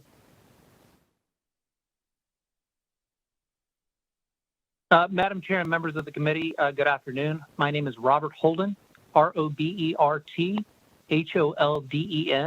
on behalf of the National Association of Vision Care Plans. We are in opposition to Assembly Bill 436. More than 10 of our members are operating in Nevada, covering almost 2 million lives in commercial plans, as well as through Medicaid and Medicare Advantage plans. As stated earlier, our members cover routine vision care. The medical service that they uniformly cover is an annual eye examination. Additionally, our plans typically provide an allowance for the purchase of frames and provide a covered ophthalmic lens, as mentioned earlier. This bill is focused on prohibiting a vision care plan from negotiating pricing or otherwise limiting the cost of eyewear, whether it's fully covered or not. The American Optometric Association's own study showed that legislation like this can add $168 to the cost of eyewear for enrollees. Optometrists are exempt from restrictions on self-referral and frequently refer patients to their own dispensaries for eyewear. It's at the final retail pricing for the items sold. Accordingly, our plans negotiate a maximum amount that optometrists can charge our enrollees for options on an otherwise covered lens. The bill's restrictions on the ability for plans to use laboratory networks does not address quality or access to additional labs. For their private pay patients, optometrists overwhelmingly contract with the same laboratories that vision care plans contract with for their enrollees. There are no quality control issues unique to vision care plan laboratories. Our member plans contract with a number of different laboratories from a variety of manufacturers and frequently offer coverage for lenses that are finished in office by an optometrist. Our plans limit the laboratories they use most frequently for their most affordable plans and for Medicaid plans. And this bill would take those affordable options out of the market. I'd be pleased to answer questions that the board may have or that the committee may have for our industry. I realize time is limited, so I'll just complete my statement here. Thank you, Mr. Holden, for your testimony. Broadcast caller. Caller with the last 3 digits of 561, please slowly state and spell your name for the record. You'll have 2 minutes and may begin. Thank you, Madam Chair. Good to see you. For the record, Trey Abney, TRAYABNEY, here today on behalf of AHIP, America's Health Insurance Plans. Madam Chair, we testify in opposition to this bill today, prohibiting insurers from contracting with vision care providers for discounts on non-covered services disadvantages consumers by causing them to pay more for vision care. To help keep vision care affordable, vision coverage plan contracts typically include provisions to provide plan members discounts on non-covered services. These discounts for non-covered vision care services reduce plan member out-of-pocket spending. They also make the vision coverage plan and vision care providers in the plan network a better deal for consumers. Prohibiting vision coverage contracts from including discounted prices for non-covered products would raise consumer out-of-pocket costs and limit consumer choice. Mr. Holden mentioned that the study by the American Optometric Association shows consumer cost increases on the order of 30% to 60% in states that have enacted legislation similar to this. It's important to point out that payment rates for materials are negotiated. Negotiated vision product discounts are good for in-network providers because vision care plan coverage provides in-network optometrists with an increased volume of patients and customers. Discounts on vision care products help to build plan enrollees' loyalty to their in-network provider. Prohibiting vision care plan discounts on non-covered services can drive consumers away from local vision care professionals. Without access to discounts, consumers are more likely to seek to obtain materials from online sources, bypassing their local eye care professional altogether. This bill might be good for doctors, but it is not good for patients and consumers. Thank you very much for your time. Thank you, Mr. Abney, for your testimony. Broadcasting, next caller, please. Chair, there are no more callers in opposition at this time. Thank you. Let's move to testimony in the neutral position, please. Yes, Chair, to testify on neutral for AB 436, please press star 9 now to take your place in the queue. Caller with the last 3 digits of 484, please slowly state and spell your name for the record. You'll have 2 minutes and may begin. For the record, this is Maya Holmes on behalf of the Culinary Health Fund, MAYAHOLMES. We are neutral for now on AB 436, but we have some serious concerns about the language in the bill. Patients face a lot of unexpected costs when they are going to a network vision provider. We want to better understand how providers and patients are being impacted. We have concerns with some of the specific language and its restrictions on insurers. The sponsors have reached out to the Health Services Coalition, which we are members of, and we want to continue those discussions to work with the sponsors on the language. Thank you. Thank you for your testimony. Broadcasting, next caller. Caller with the last 3 digits of 911, please slowly state and spell your name for the record. You'll have 2 minutes and may begin. Good afternoon, Chair Hadigi and members of the committee. Maggie O'Flaherty with McDonald Crono for the record, spelled MAGGIE_FLAHERTY. I'm here to testify in neutral on behalf of the Nevada State Board of Osteopathic Medicine. Thank you to Mr. Hillerby for his work on the bill and in particular the amendment presented, as that is what brought us to the neutral position today. The amendment removes Section 11 concerning our role in the process and clarifies the intent as Mr. Hillerby explained. So with that change, we are happily in neutral. Thank you. Thank you for your testimony. Broadcasting, next caller. Chair, there are no more callers in neutral at this time. Thank you. Mr. Hillerby, would you or any of your co-presenters like to give any closing remarks? Thank you, Madam Chair. Michael Hillerby on behalf of the Nevada Optometric Association. Again, first, I want to thank you and the committee for your time and the excellent questions. I want to thank Assemblywoman Marzola for the opportunity to work together in introducing the bill. Look forward to continuing to work with her on this. Again, we appreciate the committee considering this, considering what's best for Nevada's patients and doctors. And to the concern raised by the opposition about the cost of glasses and materials that they don't cover, we share those same concerns and we want good outcomes for our patients that our members see. And again, reminder that we, by federal law, required to give that prescription. They can go other places and do that. If ultimately the combination of cost, quality, service, getting that from a local provider doesn't make sense, if that value proposition can't be made for the local eye doctor, optometrist, or ophthalmologist, that patient won't do that, and that is their choice. Again, many optometrists and ophthalmologists don't necessarily have optical shops anymore because of the level of competition out there. And for the opposition, I would say if the concern is to make sure that an additional pair of glasses, some additional service or equipment they don't cover is provided at an appropriate discount, has good coverage for the patient, they should cover that. That's an option they have, covered and provide a limited copay on additional equipment. That would be perhaps a better way to do that than to artificially try to change that market as they have been doing through the contracts. We'll end there and again look forward to working with the committee and continuing the conversations we've had with the folks in opposition. And again, I do want to express my appreciation for their professionalism, as always, my colleagues, to be able to talk and work through these things. We thank you. Thank you, Mr. Hillerby. With that, I will close the hearing on Assembly Bill 436. At this time, I would like to turn the virtual gavel over to my Vice Chair Carlton, to take over. Thank you, Madam Chair. And I believe the last bill on our agenda today that needed to be addressed is AB 398. So with that, we will open up the hearing on AB 398, and I will invite the chair to the virtual testimony table for opening comments and remarks on the bill. Thank you, Vice Chair. Good afternoon, Vice Chair Carlton and members of Commerce and Labor. I'm Sandra Howdigi, and I proudly represent Assembly District 41. And I'm here today to present Assembly Bill 438 alongside my co-presenters, Tiffany Banks with Nevada Realtors and Noah Herrera Broker. I've spent most of my adult career in housing and real estate, and I'm proud to be here giving a voice to the industry at the legislature. Many of you here have gone through both the process of buying and selling a home. During the sale of a home, sellers are required to complete a form known as the Seller's Real Property Disclosure, or more commonly known in the industry as the SRPD.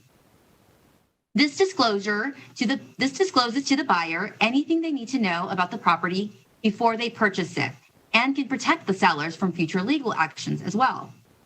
When we identified language in the NRS that needed to be cleaned up to ensure that realtors know the SRPD must be completed by the seller and not the realtor to protect everyone in the transaction, I was happy to lend a vehicle to help.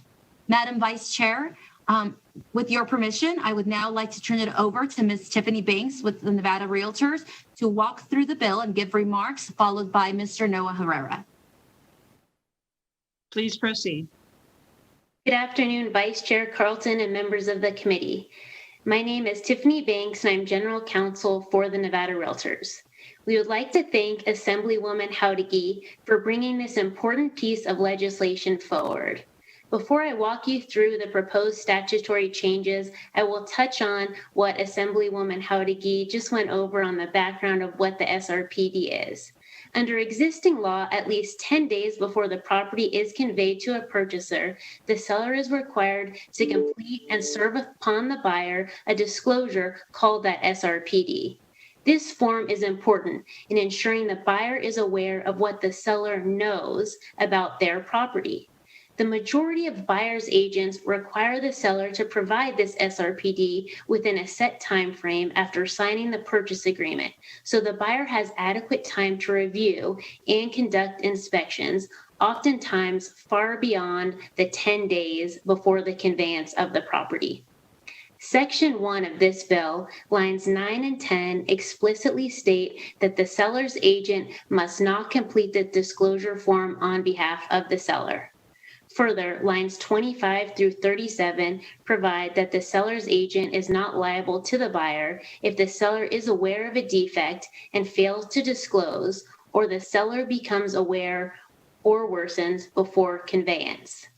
Lastly, lines 38 through 41 state that the seller's agent must still comply with NRS 645.252, paragraph A of subsection 1, that a licensee who acts as an agent in a real estate transaction shall disclose to each party to the real estate transaction as soon as is practicable any material and relevant facts, data, or information which the licensee knows or which, by the exercise of reasonable care and diligence, should have known relating to the property which is the subject of the transaction. There has been a long-standing and clear understanding in the real estate community that the agent never fills out the SRPD on behalf of their client, and this will now be codified in statute. Under existing law, NRS 113.120, paragraph 2, explicitly states that the disclosures set forth in the form are made by the seller and not by their agent. However, we have seen a growing number of lawsuits naming licensees as defendants, citing issues that the seller failed to disclose on the SRPD, and we have growing concerns that this is impacting both consumers and real estate professionals. The language in this bill seeks to limit such lawsuits aimed at a licensee that truly wasn't aware of a certain defect on the property. Finally, Madam Vice Chair, posted on Nellis by Mr. Finseth and Ms. Reese, you will find a conceptual amendment proposed by the association which further clarifies that the agent shall not fill out the SRPD. Once again, on behalf of the association, we would like to thank Chairwoman Howdigi for bringing this piece of legislation on the association's behalf. And thank you, Vice Chair Carlton, for allowing us to present AB 398 this afternoon. I would now like to turn the remainder of the presentation over to Mr. Noah Herrera, a real estate practitioner, to discuss the implications these issues have had from a real estate practitioner's perspective. Thank you for your time today, and I'm happy to answer any questions you may have after his presentation.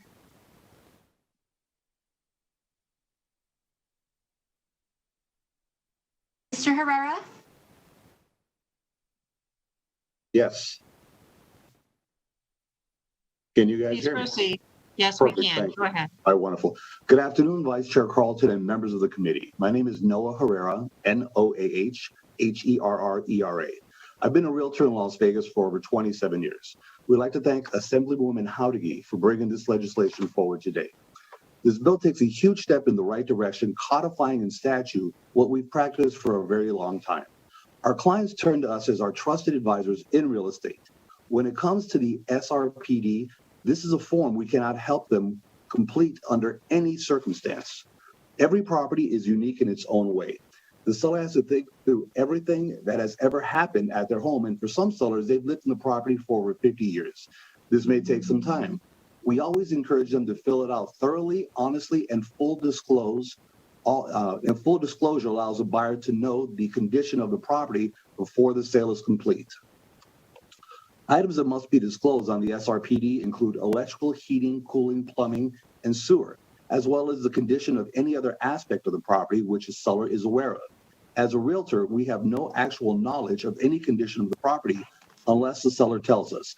Should a seller refuse to disclose a relevant item, that a licensee should and does inform the seller that under the law, the licensee is required to disclose to all parties all material and relevant property facts. In addition, the SRPD is an important tool for the buyers of property to understand the challenges and issues of a home in which they're making the largest investments of their lives. Buyers have a particular period of time to review the information in the SRPD, ask questions, do their own due diligence, and ultimately decide if they want to move forward with their purchase or opt out of the purchase. So the disclosure of information by the seller to the buyer in many ways is one of the most critical step points in any real estate transaction. Occasionally, and why this bill is so important, is that periodically lawsuits name realtors as a party for the seller's failure to disclose an item on the SRPD that later becomes a problem for a buyer are becoming more commonplace. Again, I would reiterate that the seller of the property is filling out these forms, not the agent, not the buyer's agents. They have nothing to do with these actual forms. The ensuing litigation forces realtors like myself to use their E&O insurance for unwarranted claims that have become problematic. As Ms. Banks testified has already covered, this bill does nothing to alter the liability the real estate professionals to disclose what they know or should have known about a property contained in NRS 645-252.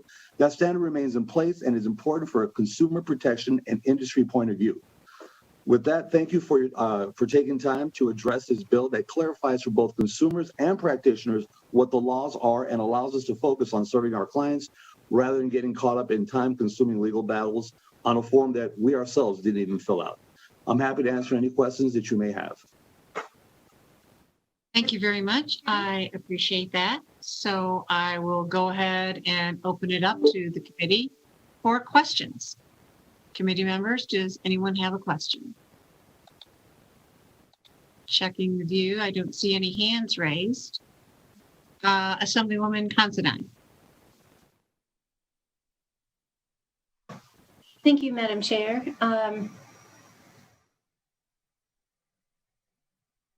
Okay, just a strange thing popped up. I have a couple of questions, and the main one is that I'm a little confused between the existing language and section 1(1)(b) that does include that a seller or the seller's agent, if they discover a defect, then the seller or the seller's agent shall inform the purchaser or the purchaser's agent, which seems to me like there is some level of responsibility in that portion. But then moving down to the new language, going down to line 30, that subsection 2, then it seems like that is very much the same type of language, except now it's only on the seller. So I guess I'm just confused the difference between those two and why it was done this way and not just taking out the seller's agent in the first subsection. Thank you for the question. Vice Chair, through you to Assemblywoman. So the way that it's drafted in Section B, that specifically has to do with the completed disclosure, the service to the buyer. So how it's drafted, so you're reading lines 16 through 17. So it says if the disclosure form, if the defect identified has become worse than indicated on the form, the seller or the seller's agent shall inform the purchaser or the purchaser's agent of that fact. So in that case, they're acting as the agent in that disclosure. So they're saying this condition's worsened either through an inspection, that something's been discovered. So they're relaying the message. Moving further down, that the section, the new language, that specifically has to do with if they fill out the form and fail to disclose something, that they would not be held personally liable for something that the agent truly didn't know. If that helps answer your question. It does, but I guess I'm also talking about line 12 and 13, where it does say the seller's, seller or the seller's agent discovers a new defect. Yes. So thank you for the question. Through you, Vice Chair, to the Assemblywoman. So yes, so that is exactly the scenario that I used. If through a home inspection, an issue is discovered, such as there's an issue with plumbing, then the seller or seller's agent would disclose that issue. And again, the new language specifically has to do with if the seller did not fill something out on the SRPD that they did have knowledge of. Again, the agent isn't liable in that case. Okay. Well, thank you. I was just confused because having it in there, if the seller's agent discovers, to me, kind of negated what you were talking about. The seller's agent has nothing to do with discovering anything. But thank you. I appreciate that. And then my next question is, so then reading through all of this, then in this situation, does that mean that the seller is liable still, or is no one liable at that point? Thank you for the question. Through you, Vice Chair, to the Assemblywoman. So yes, the seller is still absolutely liable. The problem that we've seen is the E&O insurance is being used for that seller's agent.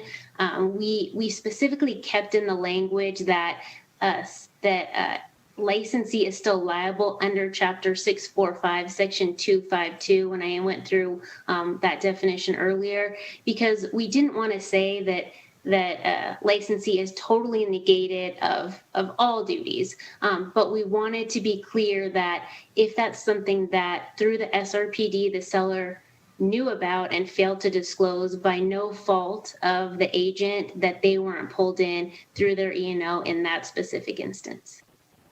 Thank you. I appreciate the answers and the clarification. Thank you, Chair. Vice Chair. Thank you, Ms. Considine. Questions from other committee members at this time? Assemblywoman Kasama, did I see a hand? Yes. Thank you, Vice Chair, and thank you, Tiffany Banks. I just wanted to put on the record when you talk about notice should you discover something after the SRPD.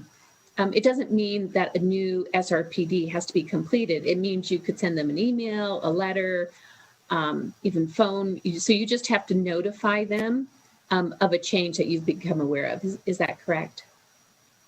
Thank you.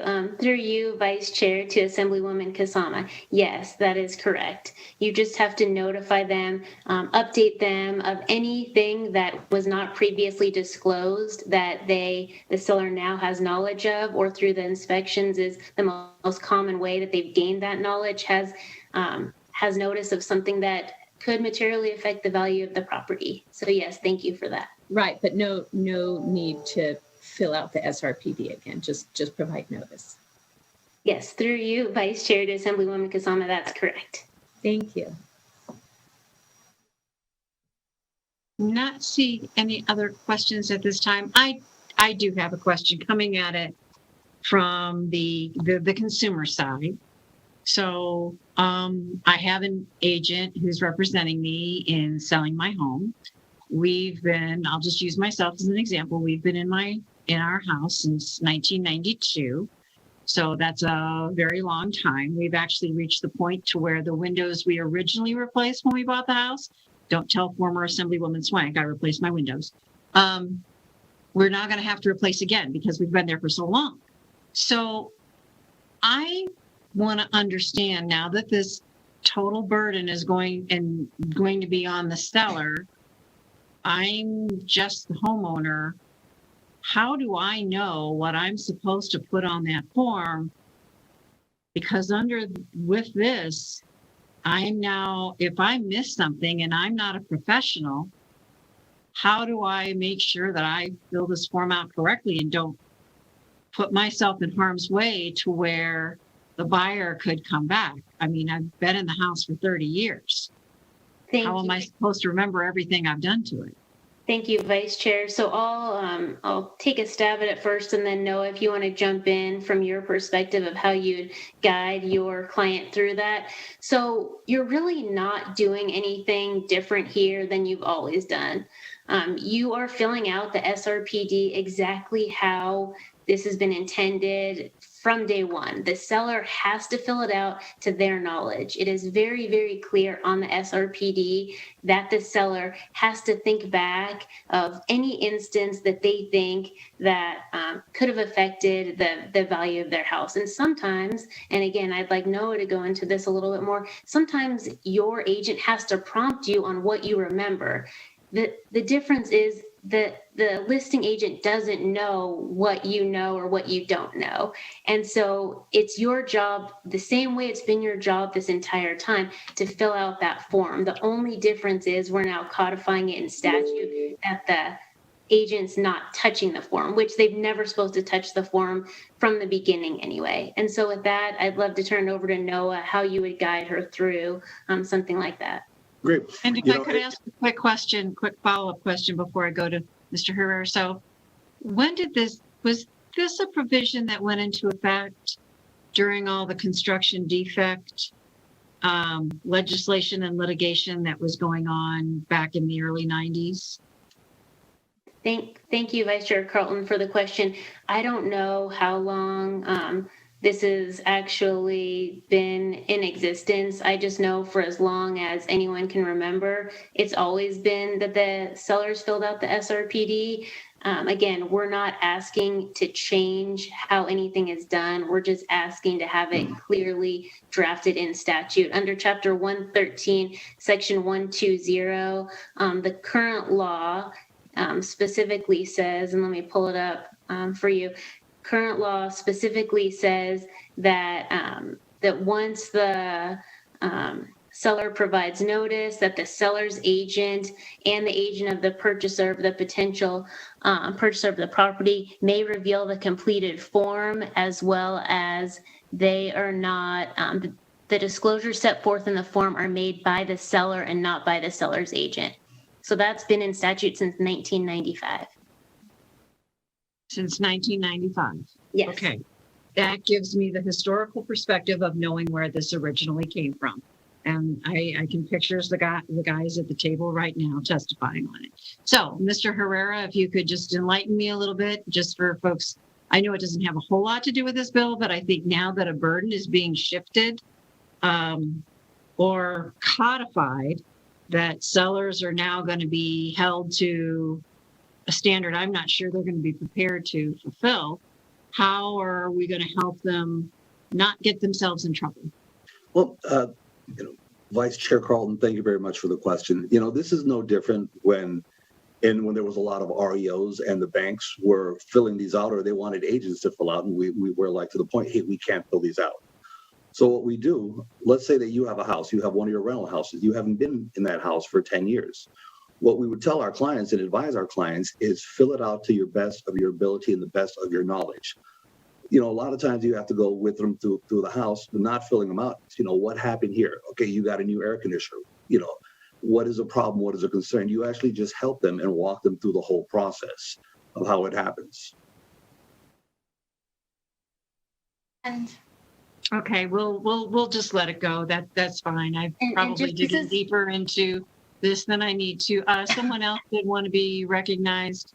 And if I could, Vice Chair Carlton, this is Assemblywoman Howdy, and this is really just to make sure that, we are protecting everyone in the party. Sellers are going to have knowledge about things that are defects in the home that an agent would never know about. And so this is just really to encourage them that they are disclosing to protect everyone, and also the buyer who's buying the property, that there is nothing that they aren't made aware of, especially Mr. Herrera made a perfect example of, the REO market, where sometimes, this will cover everyone, because if you're filling it out to the things you are aware of, then this will protect you for not disclosing something that you haven't been made aware of as the seller. So it just protects everyone in the party. It protects the seller if they disclose everyone that they disclose every, issue that they are aware of that they should disclose to the buyer. And it also protects the buyer of something important that they should be made aware of before they purchase the property, and also protects both agents in the transaction as well. Thank you, Assemblywoman Howdy. If I could, Vice Chair, I just wanted to clarify for the record, there's no shift of any burden here. Again, how the law has always been is that the seller fills it out. So there's no shifting of a burden. You're just taking out the licensee from, again, it's really important for the consumer to not think that their licensee realtor can ever actually fill out that form, because they can't. And so this is just clarifying that in statute. There's been no burden shift here. I just wanted to clarify that for the record. I'll just respectfully disagree. Was there other questions? Assemblywoman Kasama, is it a question? It was just to give an example that might be helpful. If you don't want that, then that's fine as well. No, I think we're good. We're just we're bumping up against our time, so we'll just stick with questions, and that way we can get to support, opposition, and neutral also. So thank you for the offer. We do appreciate it. Understand. So are there any other questions?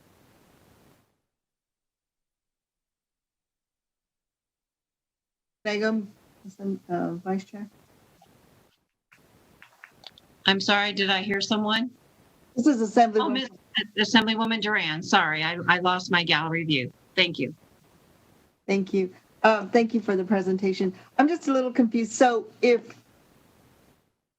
and I'm not sure how this works. I'm not really into real estate. So if they fill out this form and then all of a sudden there's something that is made available, can I request, if I'm a buyer, request an inspection at that point, or to make sure there's nothing else wrong, or how does that work? And am I responsible for paying that if I want the home?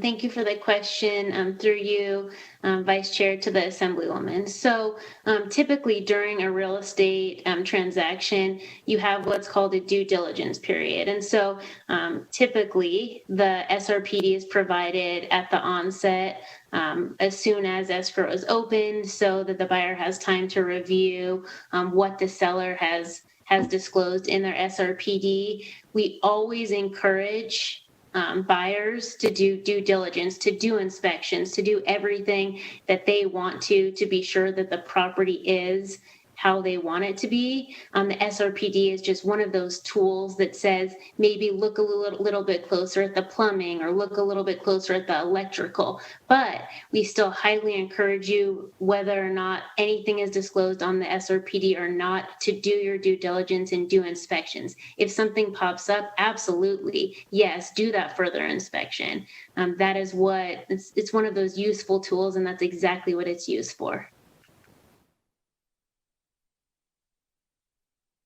Thank you. Can you follow up, please? Follow up, Assemblywoman, please go ahead. Do I pay for that inspection at that point, or is it already, or is that mutual agreed upon between the seller and the buyer, or is that just extra cost for myself? Thank you for the question. I'm through you, Vice Chair, to the Assemblywoman. So all of that would be contractual. So at the onset, the buyer and seller agree to what inspections are paid by who. However, those are absolutely items that are negotiated through the course of the transaction. And if something comes up, absolutely the parties can negotiate of, I want to look further into this, and if sellers maybe disclose something and they want to come to an agreement about who pays for what on the actual contract, it says who's going to pay for what, and absolutely all of that can be negotiated. I would like to point out that you also do have a right to rescind, and there's also different rights that you have if something's disclosed or discovered after you are in escrow, and that is all in existing law under Chapter 113. Thank you. I appreciate that. I don't know too much about real estate. Thank you. Absolutely. Thank you for the questions. Committee members, are there any other questions at this time? I'm not seeing anyone wishing to be recognized. So with that, we can go ahead and move on to support. So broadcast services, if I could go ahead and have anyone that is queued up in support, please. Yes, Chair, to testify in support on AB 398, please press star 9 now to take your place in the queue.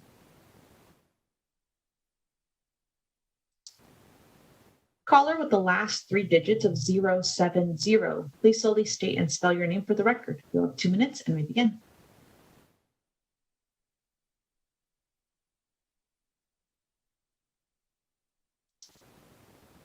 Caller with the last 3 digits of 070, please press star 6 to unmute.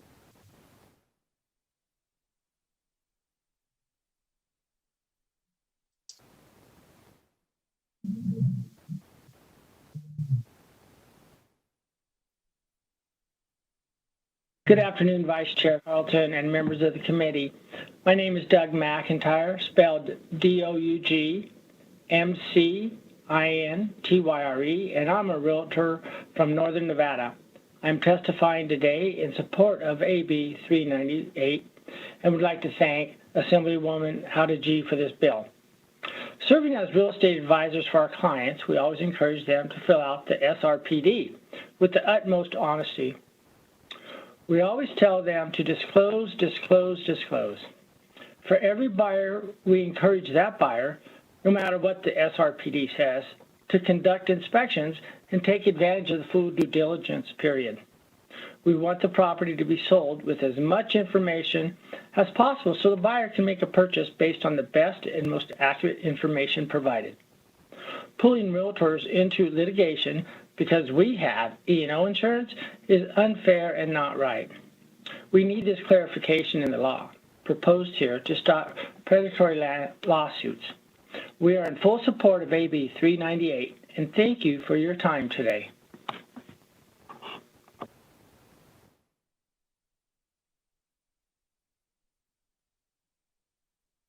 If we could go to the next caller, please. Yes, Chair. Caller with the last 3 digits of 836, please slowly state and spell your name for the record. You'll have 2 minutes and may begin. Good afternoon, Vice Chair Carlton and members of the committee. My name is Trevor Smith, spelled TREVOR SMITH, and I'm a real estate broker in Incline Village. I'm testifying today in support of AB 398. As realtors, we act as facilitators in transactions to help our clients comply with the law, and that shouldn't mean that we become liable. We're there to make sure they do it right, but that shouldn't put us in harm's way. We are a conduit here. In this case, we are doing our best to be sure that our clients make full disclosures in their SRPD. A lot of sellers I work with get SRPD amnesia at first and forget all sorts of things they should be disclosing, and it isn't good for anyone. As a realtor, I tell my clients stories about my property. For example, 5 years ago, we had mice in the basement or a plumbing leak, and this is what we did. Then sellers start remembering their own instances. This language is crucial in codifying into statute what we already practice We don't want to be caught up in the middle of dispute when the reality is the disclosure is between buyer and seller. Thank you.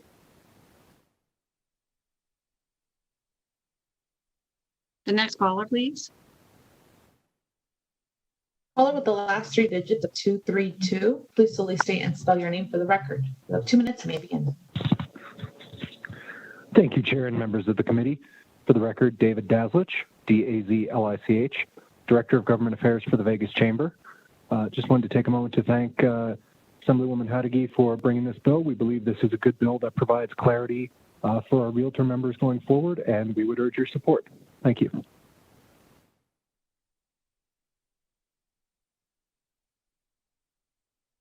The next caller, please. Chair, there are no more callers in support at this time. Well, thank you very much. If we could go to opposition. To testify in opposition on AB 398, please press star 9 now to take your place in the queue.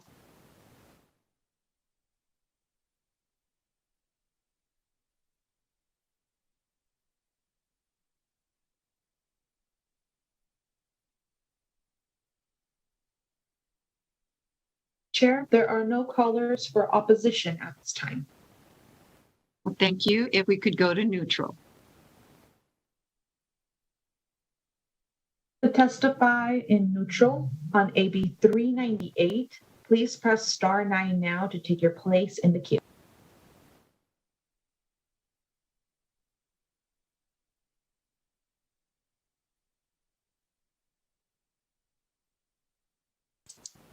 Chair, there are no callers for neutral at this time.